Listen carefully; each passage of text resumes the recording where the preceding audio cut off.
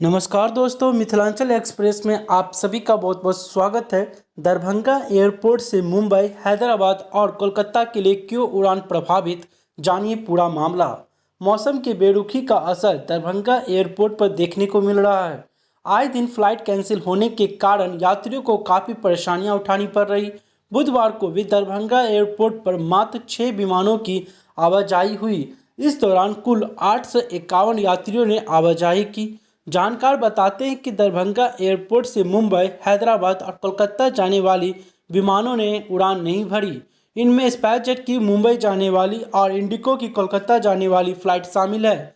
बता दें कि दरभंगा एयरपोर्ट से दिल्ली, मुंबई, बेंगलुरु जाने वाले के लिए प्रतिदिन स्पाइसजेट की दो विमानें उड़ान भरती है। वहीं इंडिगो की एक विमान कोलकाता और हैदराबाद रूट पर उड़ान भरती है। पिछले कुछ दिनों से लगातार मौसम के खराब रहने के कारण दरभंगा एयरपोर्ट आने वाली कई विमानें या तो देरी से या फिर रद्द हो रही है।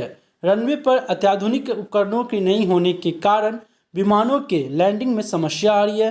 हालांकि रनवे पर ग्राउंड लाइटिंग का कार्य चल रहा है।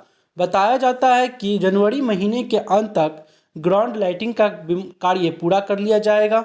इसके बाद विमानों की लैंडिंग में किसी प्रकार की समस्या नहीं आएगी।